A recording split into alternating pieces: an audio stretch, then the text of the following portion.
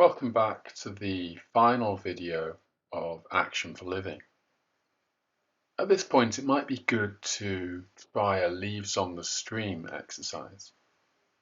This is a cognitive diffusion exercise, the idea of which is to notice our thoughts coming and going without getting caught up in them, not trying to control them or getting tangled up with them, just noticing and letting go. The script was in the home practice from the third session. Why not give it a go? This is the final video of the Action for Living course, part 2 of Act 4, where we're looking at getting on with your life. Here's a quick recap. In the last video, we showed the passengers on a bus metaphor, which demonstrated a lot of the concepts we've covered in sessions and how the driver of the bus might move from fusion, avoidance of discomfort, and remoteness from values to dare, diffusion, accepting his discomfort, embracing his values. We talked about the importance of values and how they can move us towards the directions we want our lives to go. We also talked about committed action, including patterns of commitment. In this final video, we'll be covering SMART goals and summarizing the past 7 videos to review all of the skills we've covered so far. I'll also show you an example of a complete willingness and action plan to give you all some idea of how to think about applying the skills you've learned during the course. So we were talking about committed action being supported by our values, diffusion, and acceptance of discomfort. The final factor that can support us is our goal-setting abilities. And this is going to be the last thing we cover on this course. To live your life to the full, your actions need to be in line with your values, which is much easier if you have a valued direction, somewhere to go, and awareness of how to effectively set goals or the steps that you need to take.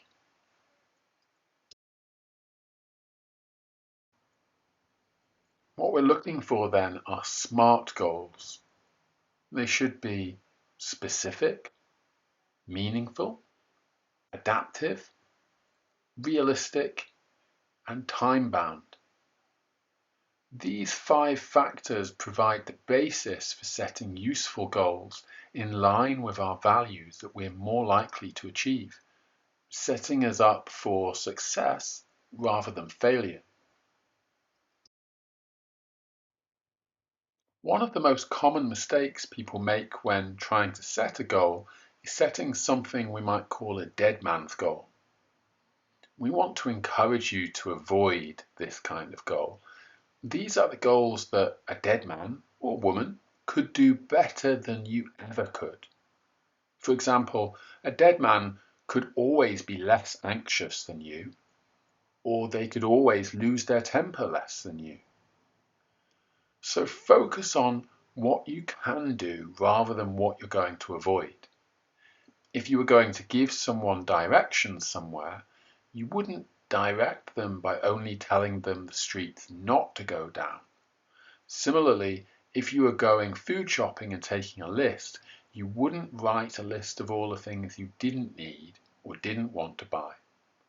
So instead of the goals outlined on the left, maybe we could try those on the right. Maybe as an example, rather than I want to feel less anxious, we might say, I want to start speaking more in groups. So first, let's be specific. Let's specify the actions that you will take, when and where you will do so, and who or what is involved. Too often we set very broad, non-specific goals, and so it can be hard to measure if we've achieved them. As an example, Non-specific might be, I will spend more time with my kids. Specific, I will take the family to the cinema on Saturday to see a film. Non-specific, I will get fitter.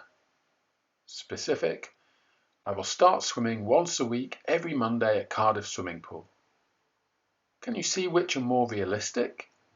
Which you're more likely to achieve? Goals should be meaningful to you. In the context of ACT, meaningful goals means the idea that any goals we set should be in line with our values. Using our values to help set our goals makes the goals have personal meaning to us. The more meaning they have, the more likely we are to achieve them. Thinking back to school, were there certain subjects you liked more than others? Often we were more likely to work hard in the subjects we liked. In the same way, if we set goals that are meaningful to us, we're more likely to meet them. So check your goals. Check that they aren't guided by other people's values or what other people want you to do. Check that they aren't an avoidance of something else. For example, the goal to run a marathon, the value fitness, health, ambition, the goal to run my own business, the value fulfilling job, success.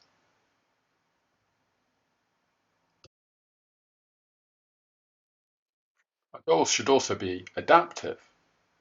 Often there's bumps in the road, so it's important to think, are the goals we're setting adaptive? Meaning, can you change it in a way that still points in the direction of your values, giving you flexibility to change in a way that still points the way you want to go?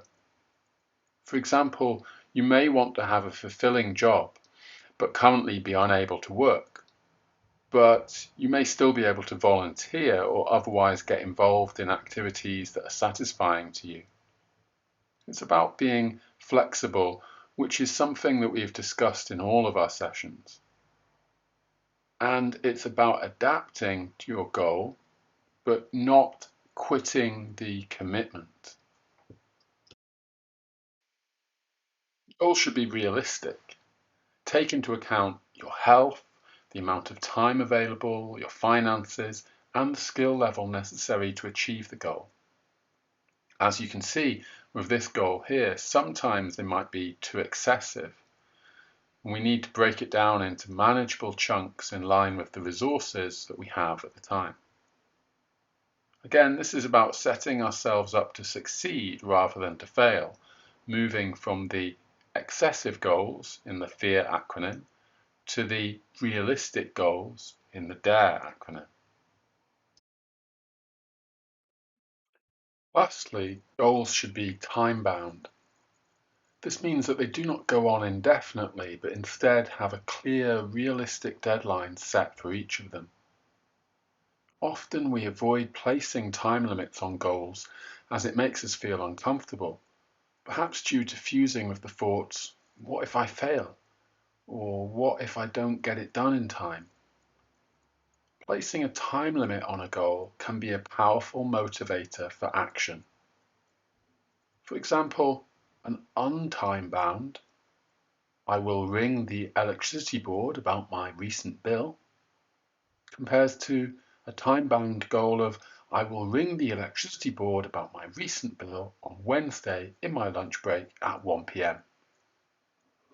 Or an untime-bound goal of I will start exercising to a time-bound goal of I will go for a walk to the local fields tomorrow morning after breakfast. So here are some examples of different time-bound goals. It's a good idea to have a mixture of these, some goals to achieve now and some to work towards in the future. An immediate goal might be something small and simple that you could easily accomplish within the next 24 hours. A short-term goal, something that you can do in the next few days and weeks. A medium-term goal, something that you can move towards over the next few weeks and months. And a long-term goal, a plan of actions that will move you closer to your values over the next few months and years. So in trying to set your goals that are in line with your values, be smart about it. Make sure that they are specific, meaningful, adaptive, realistic, and time-bound. Moving forwards now, let's make an action plan. The willingness and action plan allows you to put in place skills that you've learned when putting goals into action. You can download the worksheet from our website, so feel free to use it to follow along if you wish. Ask yourself what you hope to get out of this course. Perhaps your goal is to not feel so unmotivated. Now, to begin with, that's a dead man's goal. So let's adapt that towards committed action, what you really want to do, which is be more active. Changing it to be more active makes it no longer a dead man's goal. A dead man or woman could no longer do this goal better than you could. But it's still not very specific. We're more likely to achieve goals that are specific, so think about how we could make this a little more precise. Now this is a bit better, but it still isn't specific enough, and it's still not time-bound. Perhaps you look at your values and realize that making a contribution to your community is important to you and something that would make your life more fulfilling. Okay, this is good. It's specific, meaningful, in line with your values, and time-bound. But can we still break it up into maybe smaller, more specific goals? So breaking it up into smaller steps, you may come up with a goal similar to this: to fill in the application form to volunteer at the Oxfam shop at the end of my road and to email it to the manager over the weekend. This goal might seem a bit unrelated to the original to not feel unmotivated, but working our way back up, we can see that it is. Can you also see how more likely you are to do this as opposed to a vague goal of just being more active? That's why it's worth putting the time and effort in to really hone your plans. By volunteering, we're living in accordance with our values and taking committed action towards our long-term goal. The next step in the willingness and action plan is to consider which of my values underlie this goal. This helps to ensure the goal is meaningful. Perhaps you value charity and compassion, and therefore these are the values underlying this goal. So then asking ourselves, what experiences am I avoiding? As you can see, there are clearly things that you might be avoiding here. Difficult memories or emotions such as anxiety. It's all about noticing these and reflecting on them. Then we could think about what kinds of thoughts, images, and memories we're fused with. You might be having quite powerful experiences. How might it feel to really believe these thoughts were reality? It's clear that they're not helpful for achieving our goal.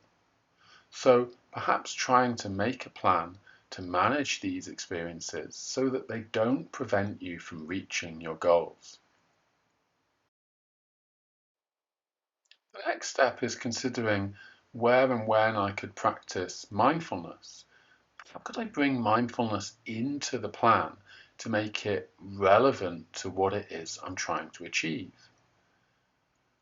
Mindfulness might make it a little easier for us to make room for difficult thoughts and memories so that we're not suffering quite so much. Think about some of the exercises that you've tried. Which could you keep doing that will help you most?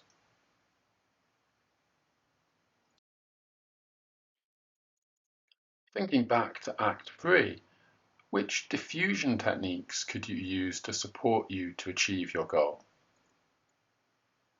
There's going to be some of these that work well and some that won't work as well.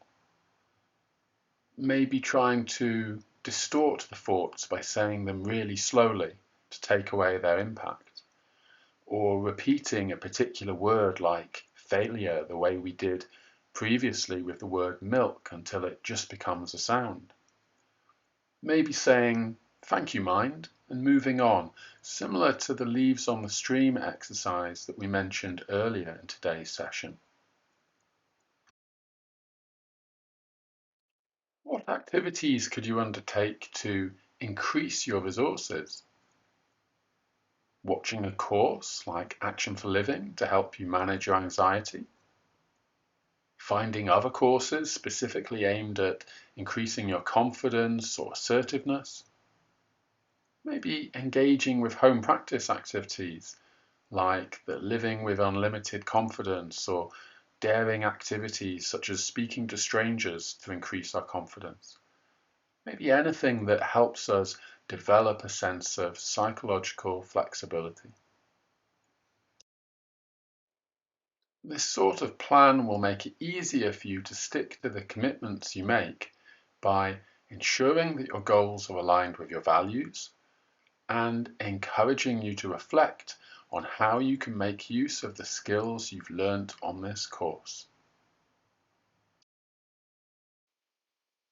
So now we've covered values and SMART goals, we're going to quickly summarize everything we've covered over the last 8 videos. This will be a super brief summary. If you've missed any of the sessions or think it would be helpful to watch them again, please go back and have another look, as there's quite a lot of information covered during each video. And as always, the more you try, practice, and experiment with these techniques, the more helpful they will likely become. We talked in Act 1 about pain and how pain is unfortunately part of being human, how resisting, ignoring, trying to control our pain can be unhelpful and lead us to experience suffering. Again, a reminder that when we say suffering is optional, we're not suggesting that we've been choosing to suffer. We know that we're doing our best to cope with situations in the way we know how. But remember the quicksand metaphor? Instead, ACT teaches us that there is a difference between pain and suffering, and that we can learn skills to reduce our suffering. This is what we've been working on throughout the course, though we will continue to need practice. The first session also introduced you to values and flexibility that have been a large focus throughout the course and home practice. Remember that values are the things that are important to us, that motivate and help us live our lives. Flexibility gives us more choices, more options and strategies, being behaviorally and mentally more flexible. You've also been working through this diagram, daring to face your fear. Each session has tackled different sections to explore each of these, and hopefully helped you to learn skills and develop a newer you as the course has gone on. Remember, the things on the left can turn pain into suffering. Act 2 had us moving from avoidance of discomfort to the acceptance of discomfort. You'll remember the experiential avoidance video.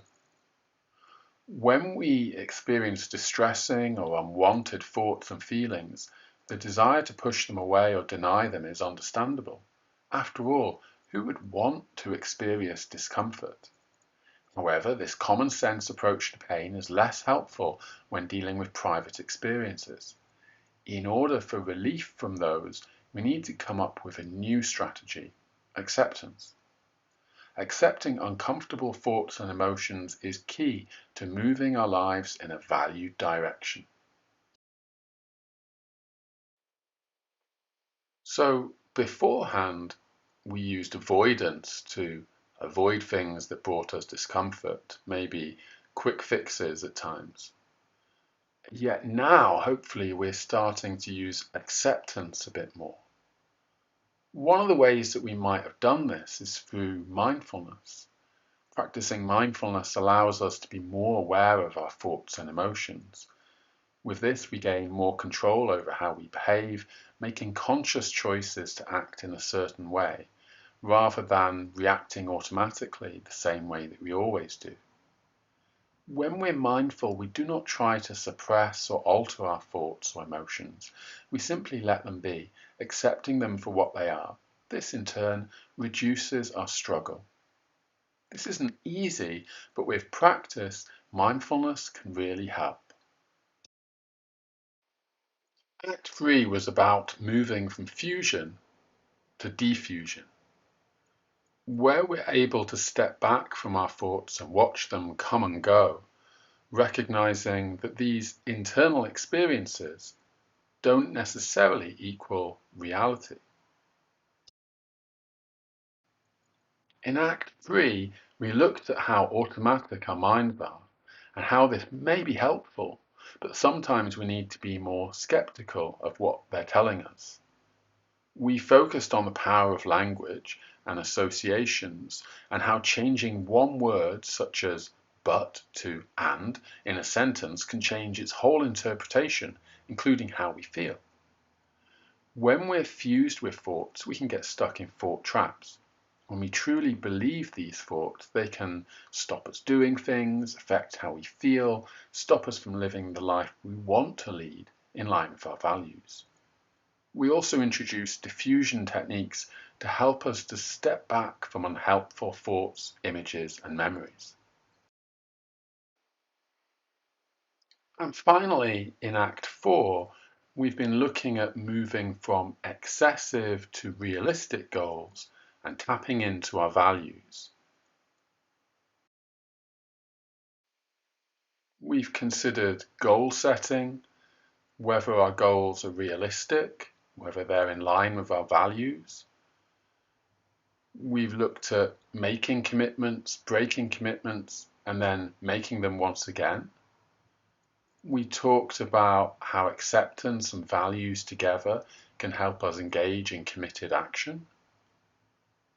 We looked at making sure the goals we set were SMART, specific, meaningful, achievable, realistic, and time-bound.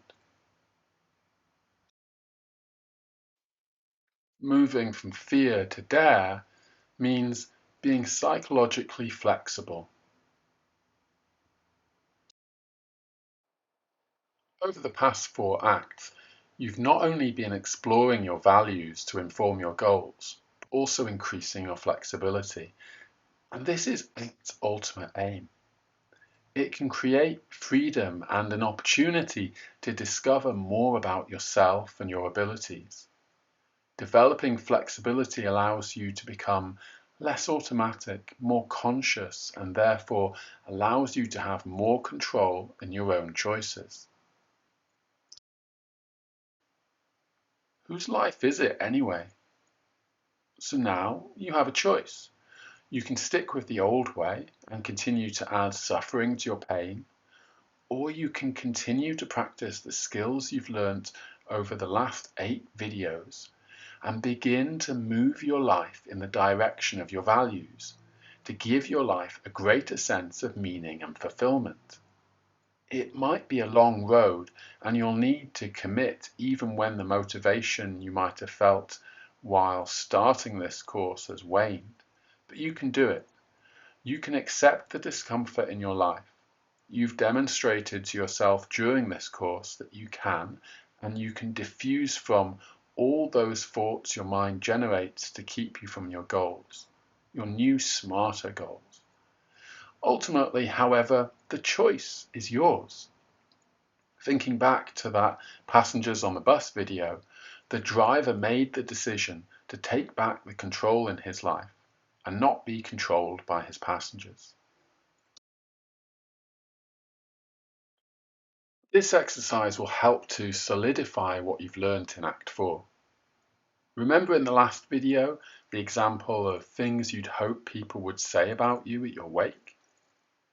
Maybe consider someone's making a toast to you at another event, and remember that the aim is to write down what you hope people would say about you, not what you think they would. This exercise is often helpful to further identify and clarify your values, what matters most to you. The second home practice exercise is then to have a go at using SMART to develop some of your own goals and use this in relation to your action and willingness plans.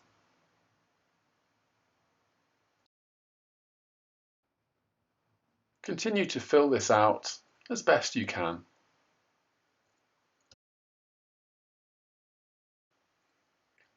That's it, and we've come to the end of the course. So a big thank you from me for watching all of these sessions and hopefully getting involved and using the exercises and home practices. We appreciate that at a particularly difficult time for everyone, that utilising some of the skills in this course might be very helpful. Remember to use the other resources that are on our website and the handouts that go along with this video. All the best for the future.